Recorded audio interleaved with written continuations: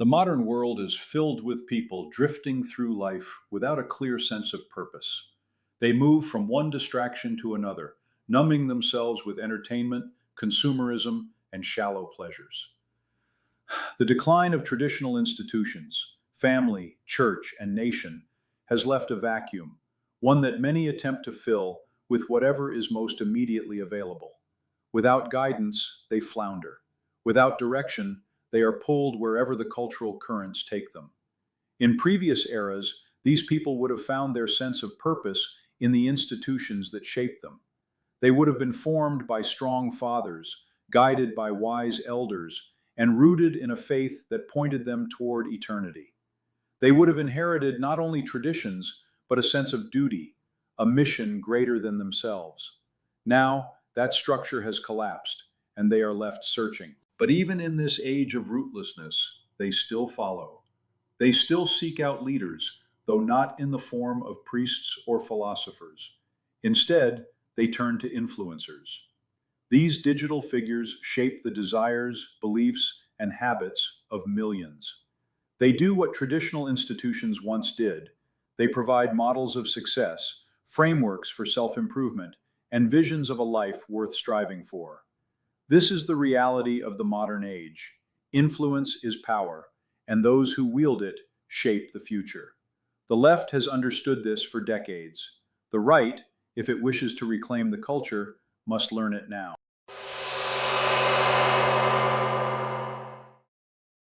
The collapse of traditional gatekeepers has given rise to a new cultural force, the creator economy. No longer must an artist, writer, or thought leader gain the approval of an institution to reach an audience. A single person with a camera, a microphone, and a message can shape the worldview of millions.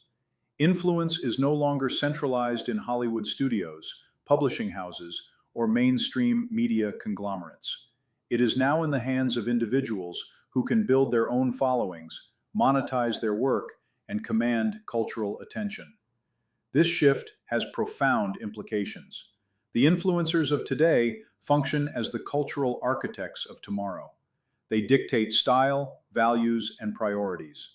They create the aspirational figures that people model their lives after. Whether in fitness, entrepreneurship, philosophy, or lifestyle, influencers shape the desires and self-perceptions of their followers. They tell people what success looks like, what is worth striving for, and how to navigate an increasingly fragmented world. The left understood this early. They used digital platforms not only to entertain, but to instill ideological frameworks. They realized that memes, videos, and personal branding were more effective than academic manifestos. The right, by contrast, has been slow to adapt, often focusing on reactive politics instead of building an ecosystem of cultural influence. The creator economy is not a passing trend. It is the new battleground for the soul of the next generation. Those who shape its narratives will determine the future. The right must step forward. People do not follow influencers for mere entertainment. They follow them because they are searching for something, direction, aspiration, and a model for how to live. In a world that has stripped them of clear purpose, they look to digital mentors to fill the void. Whether consciously or not, they are seeking guidance on what is worth pursuing, what success looks like, and how to navigate an age of uncertainty. Influencers succeed because they embody a vision of life that others find compelling. They project confidence, competence, and purpose, qualities that many lack but desperately desire. A man who is lost will naturally gravitate towards someone who seems to have found the way. He does not need a perfect leader, only one who walks with conviction. This is why mere politics is not enough. People do not follow influencers because of their ideology alone. They follow them because they see in them something aspirational. The left understands this well, which is why its most effective influencers focus not only on politics, but on lifestyle, fitness, relationships, and personal development. They offer a total vision of life, not just an argument. If the right wishes to reclaim cultural influence, it must do the same. It must inspire rather than merely critique. It must cultivate leaders who do not simply oppose the world's failures, but embody something better. Influence is not taken, it is earned, and those who can offer vision will find no shortage of followers. For decades, the left has dominated cultural production. From Hollywood to academia, from mainstream journalism to social media, it has built an empire of influence. It does not control people through laws alone, but through aspirations, by defining what is desirable, respectable, and worthy of emulation. The influencers who rise in this system reflect its values, shaping millions through entertainment, lifestyle content, and social movements. This monopoly did not happen by accident. The left recognized that culture is upstream from politics. It understood that shaping minds through media and storytelling is more effective than passing policies. By capturing the creative industries and digital platforms, it ensured that even those who are not explicitly political absorb its worldview by default. Young people do not become progressive because they read political theory. They become progressive because every song, movie, and social media trend points them in that direction. The right, by contrast, has often focused on resistance rather than creation. It reacts to cultural shifts instead of directing them. It has failed to build institutions that foster art, storytelling, and creative influence, instead retreating into analysis and critique. But no movement can survive on opposition alone. If the right wants to win the future, it must do more than complain about the present. The left's monopoly on influence is not unbreakable. It persists because there has been no serious alternative. A new generation of creators, unshackled from institutional control, can change this, but they must first emerge. The right cannot win by merely opposing the left. It must create.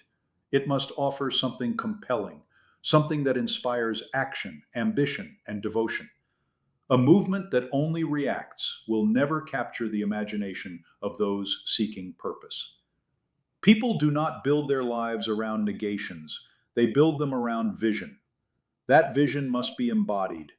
Influencers aligned with traditional values must do more than talk about politics.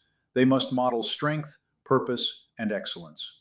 They must live in a way that others want to emulate.